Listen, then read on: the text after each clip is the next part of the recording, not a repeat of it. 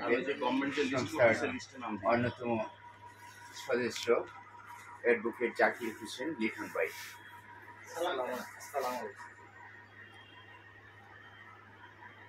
আসলে আমি তো হঠাৎ করে অভ্যস্ত না, তো আপনাদের আজকে পরিচয় হচ্ছে আমি আসলে ফর ইউর কাইন্ড ইনফরমেশন আমি লার্নেড শিক্ষানবীর আমার 14 গেছেন ওইখানে। তো সালামে বুঝে করতে পারি না, আমি শিক্ষানবী দোয়া করবেন যাতে ইনশাল্লাহ আপনাদের সাথে এই সেন্টার ফর হিউম্যান স্টাডিজের সাথে সবসময় থাকতে পারি। আন্তরিকভাবে দোয়া করবেন আমাকে। আসসালামু আলাইকুম। ঢাকা করে যাচ্ছেন? জি আমি জি আসেন আমার কার্ড নিয়ে। আচ্ছা আসসালামু আলাইকুম।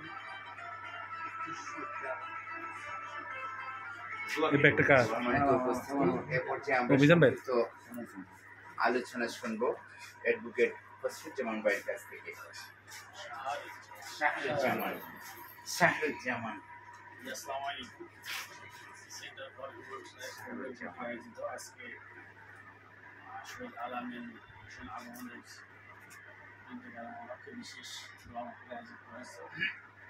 তো দোয়া মাহফিল আয়োজনের সেন্টার কমিটির এবং বিভিন্ন জেলা সদস্য।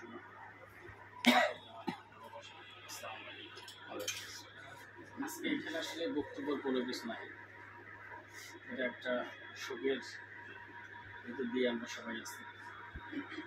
আপনারা সবাই জানেন সরাসরি হাসিনা সরকারি পতনের জন্য আপন ছাত্রদের সংগ্রাম সমিতি অনুষ্ঠিত আন্দোলনটা করছে। সে আন্দোলন করতে গিয়ে আমাদের একজন সহকর্মী আল আমিন হোসেন আগমন বিষয়গুলিতে নিহত হয়েছেন। আমরা প্রথমে আসি তার মাত্রা ক্ষমা করি এবং তার পরিবারের প্রতি সমবেদনা জ্ঞাপন করছি। এখানে যারা সবাই উপস্থিত হয়েছি তাদের জন্য আমরা প্রাণ বয়ে দেওয়া বলি এই প্রত্যাশা ব্যক্ত করে আমি সংক্ষিপ্তভাবে শেষ করছি।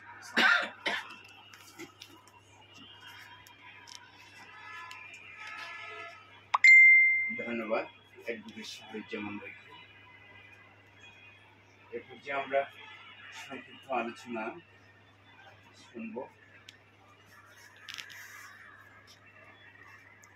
সম্মানিত উপস্থিতি, আমাদের মাঝে আছেন শহীদ আলামিন হোসেন আগমনের গর্বিত বাবা, একজন মানবতাবাদী মানুষ, যে মানুষটি তার ছোটবেলা থেকেই অসহায় গরিব দুঃখীকে নিয়ে ভাবেন।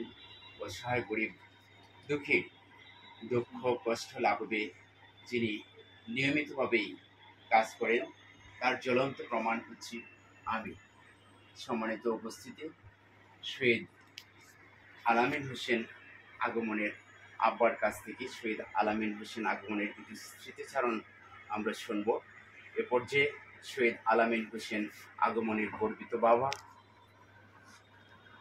পরম শ্রদ্ধেয় জনাব হানিফ চিশতি খাজা ভাইকে শহীদ আলামিনের জীবন সংক্রান্ত মূল্যবান কিছু বলার জন্য বিনীতভাবে অনুরোধ করছি।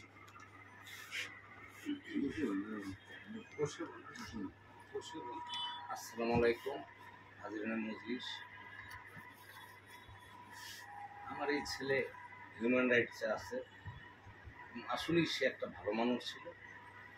আমি মানুষের জন্য 2005 সাল হইতে প্রতি বৃহস্পতিবার দিন খিচুড়ি খাওয়াই এবং প্রতিদিন 250 রুটি 100 কলা, 2 ঈদে মানুষের খাবার দেই, নতুন কাপড় দেই, রোজার 1 মাস ইফতারি দেই, 10ই মহরম, 6ই রজব, মিলাদুন্নবীতে আমরা খাবার দিই। এছাড়া অসহায় মানুষের আমরা কল্যাণ করার চেষ্টা করি খাদ্য। কিন্তু আমার চাইতে ছেলেটা, সে কোনো অসহায় লোকের পাইলে মেডিকেলে নিয়ে যাবে, চিকিৎসা করাবে, টাকা দিবে এবং তাদের